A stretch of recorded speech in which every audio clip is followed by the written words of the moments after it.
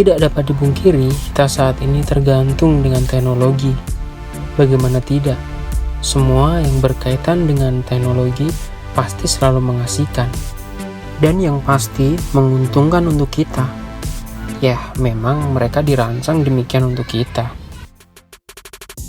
Namun jangan senang dulu bro.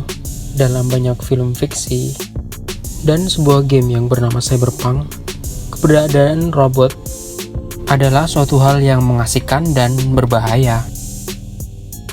Robot-robot tersebut memiliki wujud seperti manusia, dan baru-baru ini banyak ilmuwan mulai fokus mengembangkan artificial intelligence atau bisa disebut AI.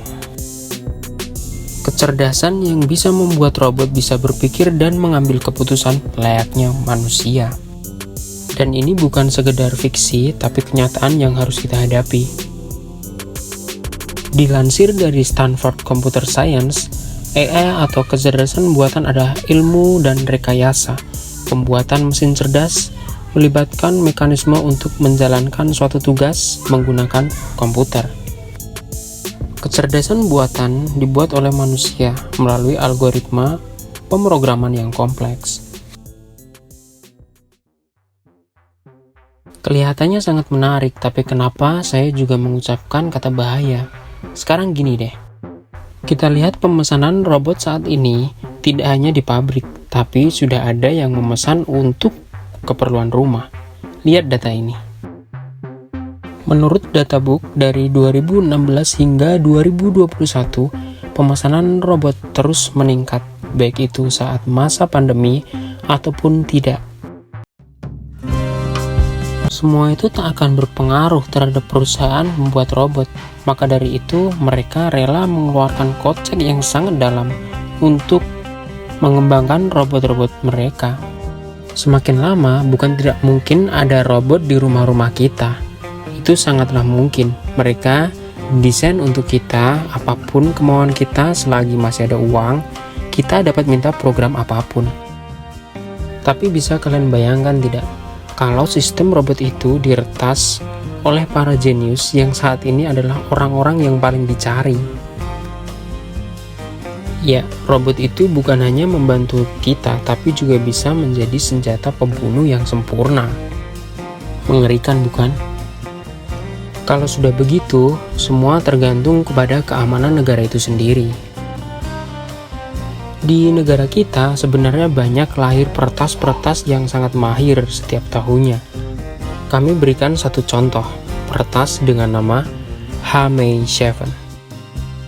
Peretas ini tidak pernah terdeteksi hingga saat ini. Mungkin bagi orang awam, nama H-7 adalah suatu identitas asing yang tidak pernah terdengar sebelumnya.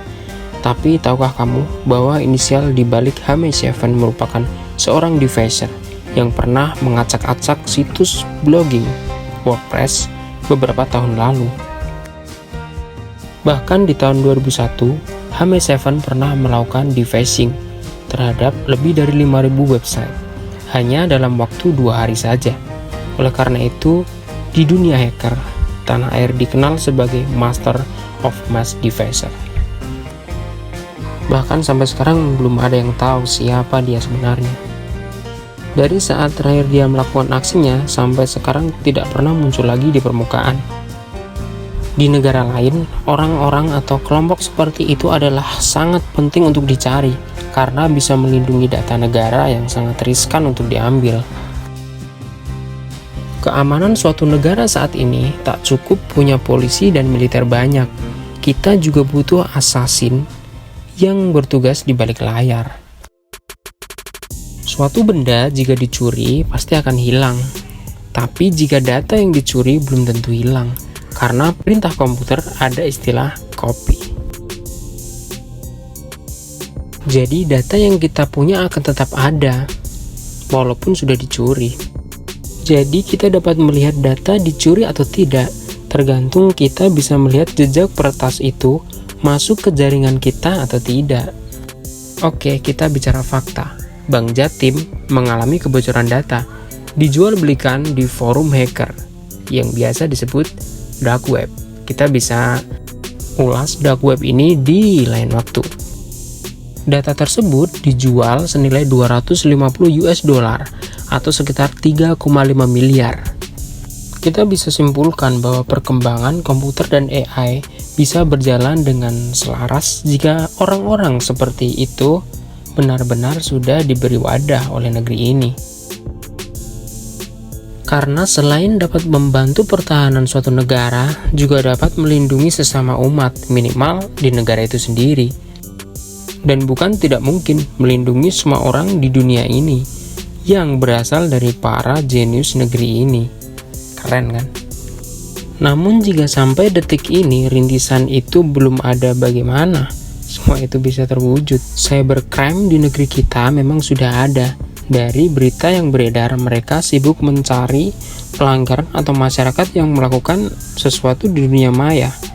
Selama ini kami belum pernah mendengar cybercrime menciptakan platform untuk kepentingan publik atau pertahanan suatu negara. Namun jika kalian sudah pernah mendengar platform dari cybercrime, kalian bisa tulis di kolom komentar ya. Harapan kita, para cyber tanah air diberi wadah untuk mengembangkan bakatnya. Untuk keamanan kita bersama juga, karena AI tak akan dapat dihindari. Jika nanti sudah menjamur di negeri ini, kita sudah siap. Oke, itu saja untuk video kali ini. Semoga kalian selalu diberi kesehatan agar kita dapat bertemu di video yang akan datang. Saya Aldiano, tunggu video selanjutnya.